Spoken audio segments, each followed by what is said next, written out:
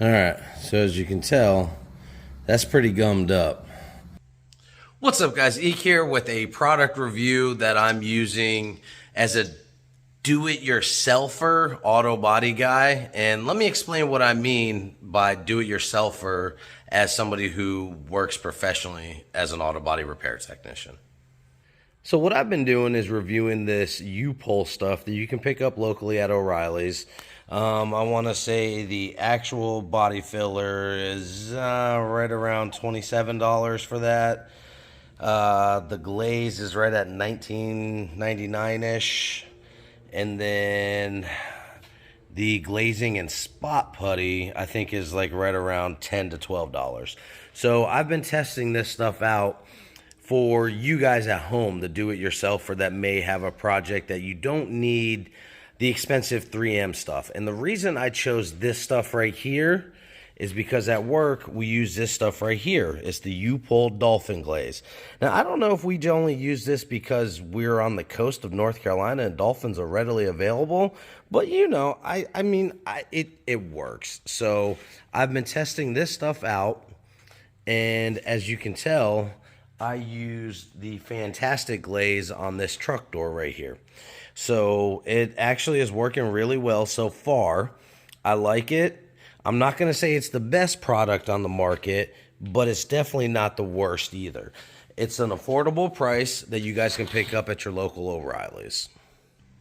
All right, guys, so when this stuff hardens, I'm going to let it sit for a couple hours. I'm going to go do some surf fishing with my dad and hang out with him. And when I come back this evening time, I'm going to sand it down, and I'll show you guys how well it doesn't sand, and we'll pick the video up there. So far, guys, this fantastic glaze by U-Pol, I like its mixability, I like its spreadability. Now, before the naysayers say anything, yes, there's part of the truck right here, and technically you're supposed to blend into this. But in order to do that, you would have to do the whole roof, all the way down along the bottom and everything like that. And to be quite honest, guys, the gentleman just didn't want to spend the money on the material to do so. So we're doing the door, and that's it. He had a pretty big gouge right in this area right here, and I went ahead and feathered it out enough to where it blends in pretty well with the door. And here we are with it spread. It's still drying. Now, I'm still working with the mixture ratio, so it's taking a little bit longer to dry because I didn't put quite enough hardener in it, which is perfectly fine because, like I said, I'm about to go surf fishing, and I'll be back in a couple hours, and it'll be good and dry then. So I'll bring you guys back then. All right, guys, so this is nice and dry. So as you can tell, there's some ridges here, there, some random spots and some spatter. What I'm gonna do is hit it with the DA with 180, and all I'm doing is knocking this stuff level, okay? I'm not trying to feather it out or anything like that with it.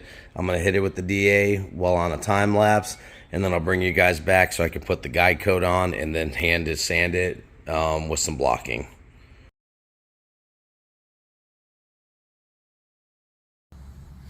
All right, so as you can tell, that's pretty gummed up. So I don't know if it's the putty or if it's the grit sandpaper, so we're going to bump it up to 80 on the time lapse.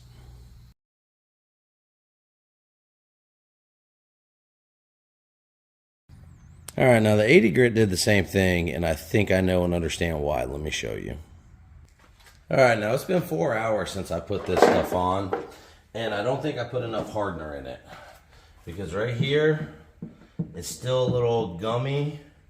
Right here's a little gummy, and right here's a little gummy. So, I mean, the 80 grit knocked that pretty much down. So I'm gonna go ahead and start block sanding this whole area and get it nice and level. And I'll bring you guys back when I do.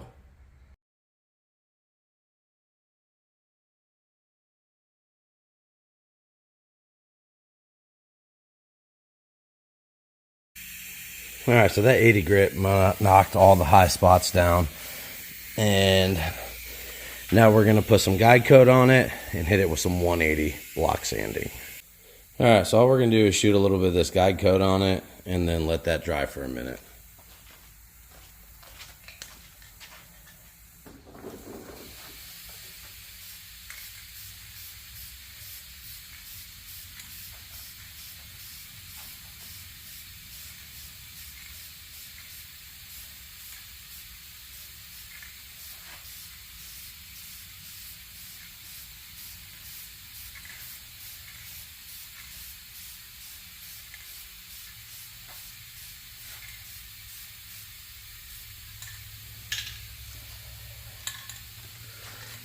And all that does, as you can tell, is it puts a little bit of black on it. It'll tell you where your high spots and your low spots are. All right, so I forgot to turn the camera back on for the 180 blocking. But you see how you can still see black in there, in this area right here? That's because that's low and this is high. Same thing with this area right here.